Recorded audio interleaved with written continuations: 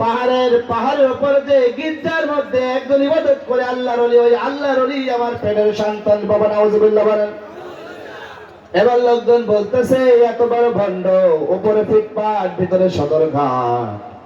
এবার লোকজন আল্লাহর ওলিকে এবার গির্জার মধ্য থেকে টানতে টানতে জমিনে নামালেন। বললেন, ওগো আল্লাহর ওলি, তুমি এই কাজটা করেছো, তুমি এই জঘন্য কাজটা করলে কেন? আমরা তোমার ভালো মনে করতাম, তুমি এত বড় খারাপ। আল্লাহর ওলি বললেন, ও ভাই আমি একটু নামাজ পড়তে চাই। আল্লাহর ওলি 2 রাকাত নামাজ পড়লেন। 2 রাকাত নামাজ পড়ে আল্লাহকে বলতেছেন, আল্লাহ এই কঠিন বিপদের দিন, মুসিবতের দিন, ওগো রব তোমার কাছে সাহায্য চাই। আমার সম্মান একমাত্র তুমি ছাড়া কেউ রক্ষা করতে পারে না।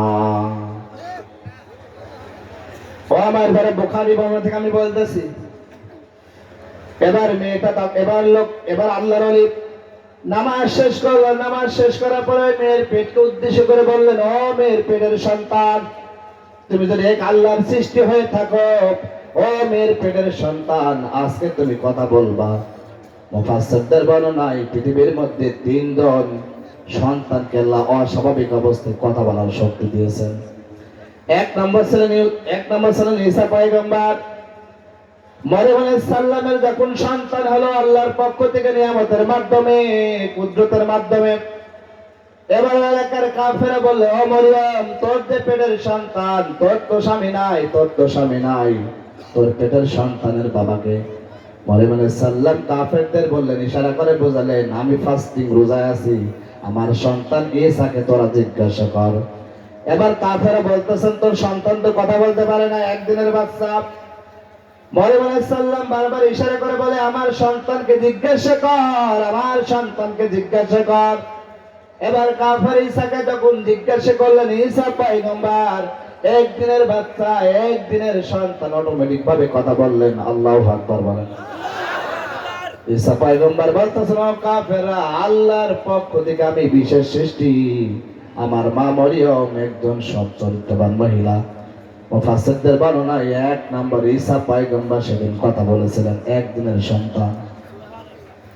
2 নম্বর ছিলেন ইউসুফ পয়গম্বরের সময় জুলেখা যখন ইউসুফকে ষড়যন্ত্র করলো, আল্লাহর নবী ইউসুফ পয়গম্বরের বিরুদ্ধে যখন ষড়যন্ত্র করলাম, ষড়যন্ত্রের সময় ইউসুফ পয়গম্বরের পিছন দিক থেকে যখন জুলেখা জামাটা টেনে ধরলো, ওই ঘটনা সত্য প্রমাণের জন্য আল্লাহ রাব্বুল আলামিন জুলেখার খালাতো বোন, তার 3 মাসের ছোট্ট বাচ্চা এই ঘটনাটা দেখে ফেলেছিল। ওই 3 মাসের বাচ্চা সেদিন অস্বাভাবিকভাবে কথা বলেছিল। 3 নাম্বার, এই আল্লাহর ওলি জুরাইদের সময় জুরাইদ যখন বললেন, ও মেয়ের পেটের সন্তান, তুমি তো দেখে এক আল্লাহর সৃষ্টি হয়ে থাকো, আজকে সঠিক ঘটনাগুলো তুমি খুলে বলবা। ও আমার এবারে যে কথা বলতেছিলাম, এবার মেয়ের পেট থেকে হঠাৎ করে আওয়াজ আসলো, ওগো এলাকার লোকেরা তোমরা শোনো, ওই যে আল্লাহর ওলি দেখতেছো, আল্লাহর ওলি আমার বাবা নয়, ওই যে পাহাড়ের নিচে যে একজন রাখাল ঘুমিয়ে থাকে, ওটাই আমার বাবা। ওই রাখালের সঙ্গে আমার মা অপকর্ম করেছে, খারাপ কাজ করেছে। আবার মুসলমান ভাইরা, আল্লাহর নবী সাহাবাদের মাঝে বললেন, ওই যে আল্লাহর ওলি জুরাইদ আল্লাহর কাছে বিপদের সময় সাহায্য চেয়েছিল, ওই আরশের রব আল্লাহর পক্ষ থেকে সাহায্য করেছিল। আল্লাহু আকবার বলেন না। ও আমার বেদনা, বিপদের সময়, মুসিবতের সময় ধৈর্য ধারণ কার উপরে? জোরের উপর বলেন না। তার মানে মুসিবতের মধ্যে যখন পড়ে যাবেন, আল্লাহর কাছে যখন সাহায্য চাইবেন, আরশের রব সঙ্গে সঙ্গে আপনাকে সাহায্য করবে। আল্লাহু আকবার বলেন না। আমি যখন মালয়েশিয়া ছিলাম, তো আমি একটা এলাকায় বেড়ানোর, আমার এক আত্মীয় ছিল, রিলেটিভ, সেখানে বেড়ানোর জন্য আমি একটু ঘুরতে গেলাম। তো বাসের মধ্যে একজন বাঙালির সঙ্গে আমার দেখা হয়ে গেল। তো সেই বাঙালি ভাই আমাকে বলতেছে, ভাই আপনি কোথায় যাবেন? আমি বললাম, আমি ওই এলাকায় যাবো একটু ঘুরতে, আমার একটা আত্মীয় আছে। উনি বললেন, ওর পাশে একটা সুন্দর জায়গা আছে, চলো আমরা দুজন একই জায়গায় যেহেতু একটু ঘুরে তুমি তোমার আত্মীয় বাড়ি চলে যাও, আমি আমার জায়গায় চলে আসবো। তা আমি বললাম, ঠিক আছে চলো যাই, তাহলে তো ভালোই হয়। প্রিয় ভাইরা, আমি তার সঙ্গে গেলাম, জায়গাটা ঘুরলাম। ঘুরতে ঘুরতে একটু সন্ধ্যা হয়ে গেল। তো ওই এলাকা একেবারে নিরিবিলি এলাকা, কোনো জনবসতি নাই, ফাঁকা এলাকা, জঙ্গল আর পাহাড়। তো তার সঙ্গে আমি একটু যেতে আমি দেখলাম লোকটা আমাকে ওভারটেক করে একটু সামনের দিকে আরো এগিয়ে গেল। আমি তাকে বললাম, ভাই আপনি আমাকে না নিয়ে আগে চলে যাচ্ছেন কেন? উনি আমার কোনো কথার উত্তর দেয় না দিয়ে আরো আগে চলে গেলেন। আমি বিপদের আসতে পিছন দিক থেকে কেটে পড়ি, কিন্তু সেটা ছিল জঙ্গল এলাকা। তো জঙ্গলের মধ্যে আমি পিছন দিক থেকে আসতে আসতে সন্ধ্যা পরে রাত হয়ে গেল। অটোমেটিক ভাবে এমন ভয় চলে আসলো জঙ্গলের মধ্যে। সেদিন আল্লাহকে বললাম, আল্লাহ এই জঙ্গলের দিকে, এই জঙ্গলের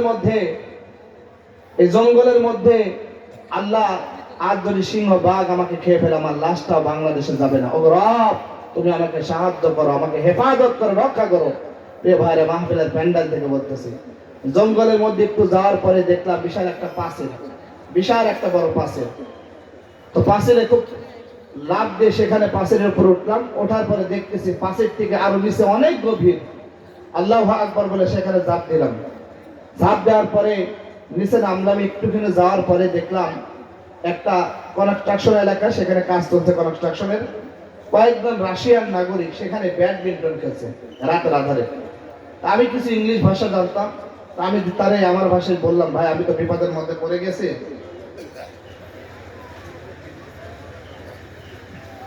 ভাই আমি তো বিপদের মধ্যে পড়ে গেছি, মুসিবতের মধ্যে পড়ে গেছি, ভাই কি করা যায়? তো উনি তখন ওই রাশিয়ান লোকজন আমাকে সাহায্য করে একটু আগিয়ে দিলেন। প্রিয় ভাইয়ের, এজন্য বিপদের দিন মুসিবতের মধ্যে সাহায্য করেন কে? যদি বলেন সাহায্য করেন কে? এই জন্য ভাইয়ের যে কথা বলতেছিলাম, আমরা সকলে একটু জিকির করে সুবহানাল্লাহ।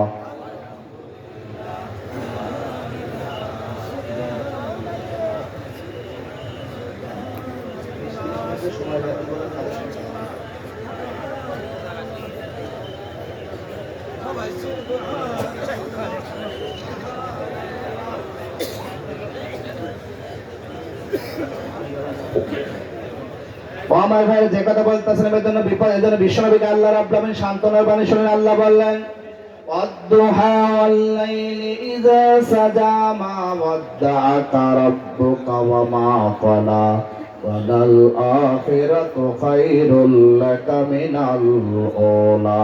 যারা বলেন আল্লাহু আকবার। এজন্য আল্লাহ ওয়াদ-দুহা মানে আল্লাহ সূর্যোদয়ের কিরণকে বুঝালেন।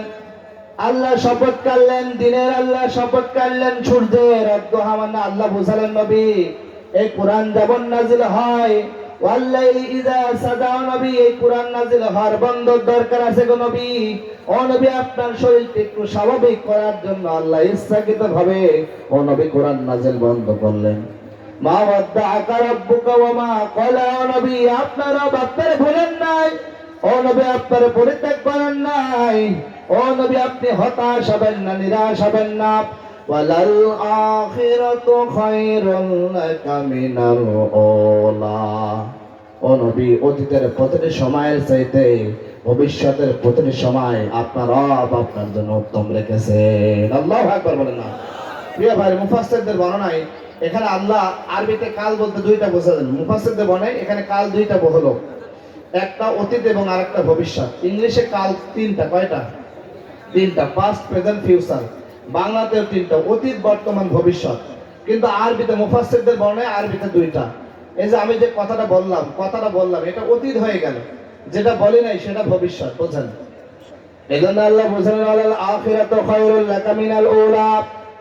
ও নবী অতীতের যে সময়গুলো আজকে অতিবাহিত হচ্ছে, অতীতের সময় চাইতে প্রতিটি ভবিষ্যৎ আল্লাহ আপনার জন্য উত্তম রেখেছেন। আল্লাহু আকবার বলেন না। ওয়ালা সাউফা ইউতিকা রাব্বুকা ফাতারদা। ও নবী, আসলে আপনার রব আপনাকে এমন কিছু দান করবেন আর আপনি খুশি হয়ে যাবেন। এজন্য আপনি টেনশন করবেন না, আপনি চিন্তাশীল হবেন না। আপনার রব আপনার সাথে আছে, আপনার সাথে আছে। ও নবী, আল্লাহর উপর আপনি ভরসা রাখুন। প্রিয় ভাইরা, যে কথা বলতেছিলাম, তার মানে 1 থেকে 2 নম্বর আয়াতে আল্লাহ শপথ কাটলেন, 3, 4, 5 নম্বর আয়াতে আল্লাহ তাআলা বিশ্বনবীকে 3টা কনফার্মেশন দিলেন।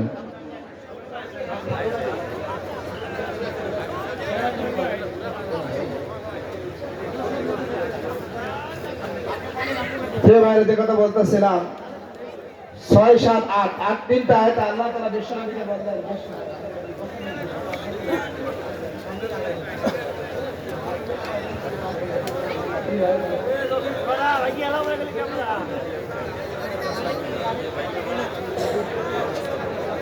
প্রিয় ভাইরা, আমরা এক কোরআনের মাহফিলে যারা অনেকে দান করেন, আমি একটু দান, যারা দান করবেন 500 1000 যে যা পারেন একটু দিবেন। লা ইলাহা